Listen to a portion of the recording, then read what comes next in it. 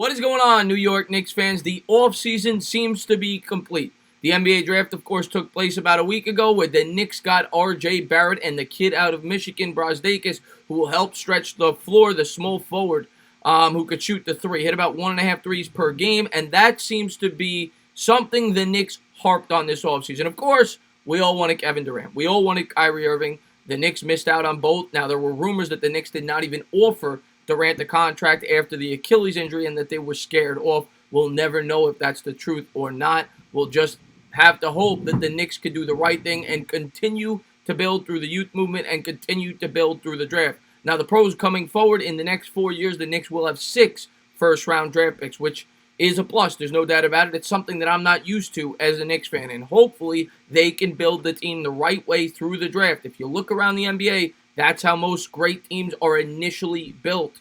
The reason that the Nets were able to get these players was because they were able to acquire young talent via the draft. The reason the Warriors got so good, look at their 3 best players before, of course, Kevin Durant came to town. All were in the draft, and Steph Curry, Thompson, and, of course, Draymond Green.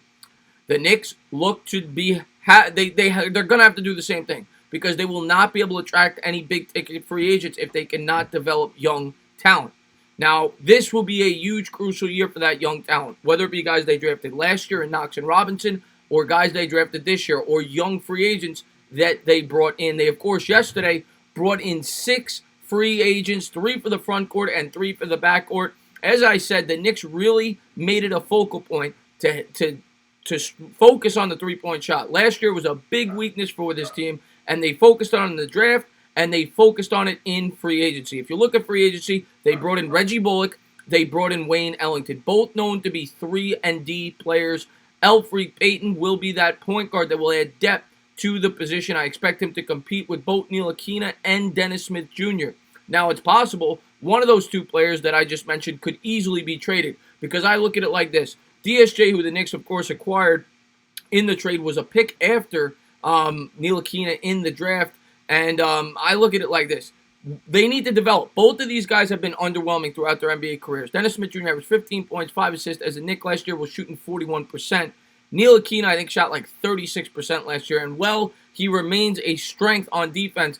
The guy cannot be a productive NBA player unless he significantly improves his offensive game, especially in today's game. You need to be able to score the basketball.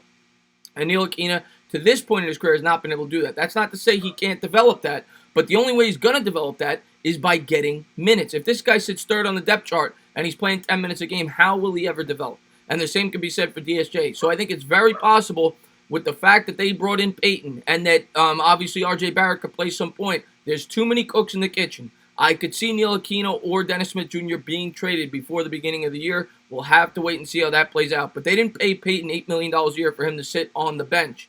The one thing I will say about all these contracts, the Knicks have the ability to cut all of them other than Julius Randle after the first year, which is important because next year, let's just say, for example, Draymond Green becomes available, the Knicks would have the necessary cap space to try to bring him in. So I do like that the Knicks they committed to short-term deals. They didn't make the mistake that they did when they signed to Tim Hardaway Jr. on that 4-year contract. They were 2- and 3-year deals. Even the 3rd-year deal for Randle has a 2-year opt-out. So no long-term commitments, which was crucial for the New York Knicks. When you look at the backcourt as a whole, the players that I've already mentioned, of course, Elfrid Payton via free agency, Dennis Smith Jr., Frank Ntilikina will be at the point guard spot, and that will be an interesting race. Alonzo Trier, of course, the undrafted free agent, who I look at more as a 2-guard. He's a combo guard, more of an instant offense guy off the bench. The Knicks signed him to a $3.5 million extension. So that's 4 players already in your backcourt, along with R.J. Barrett, Reggie Bullock, Dotson, and Ellington. Dotson and Ellington will definitely be getting minutes as 3-and-D players off the bench to provide that spark. Dotson, I could see potentially being traded as well. It's a guy I actually really like, and I hope he remains on the roster. Dotson does not have any significant weaknesses to his game. He's kind of okay at everything.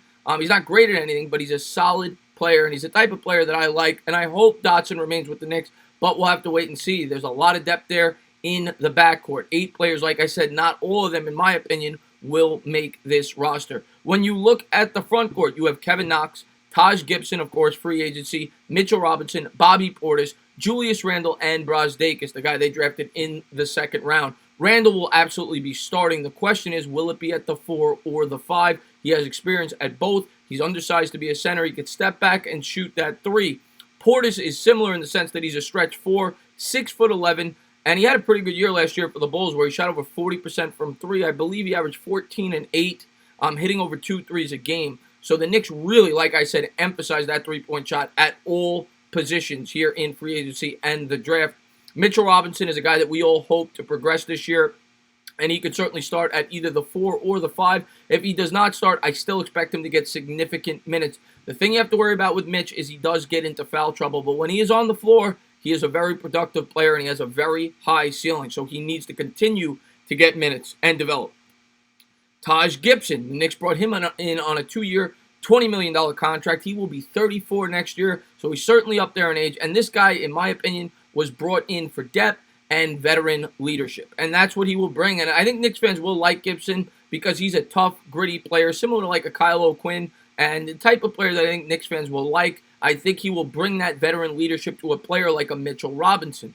And, of course, Kevin Knox. Kevin Knox this year, I really hope takes off. I think he'll have an opportunity this year because they did bring in better surrounding talent. Last year, Knox was being double-teamed a lot. He was the number one option. I think at this point, Randall's probably your number one option. Also, R.J. Barrett, we all hope, could potentially take some pressure off Knox as well, so Knox could hopefully flourish a little bit in his second season. He certainly showed some spurts there in the rookie year, but he needs to become much more efficient.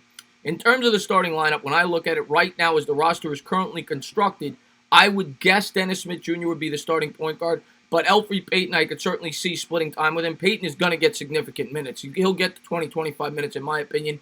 Ntilikina, if he remains on the roster and is not traded, I could see him being a jack-of-all-trades player similar to last year where he gets 15 to 20 minutes. He could play some 2, some 3, some 1. They'll have him on the floor for his defense. But that, I think, is how I see the point guards being distributed. Alonzo Trier, if he's on the opening day roster, will be used as that spark plug off the bench when you need a quick bucket.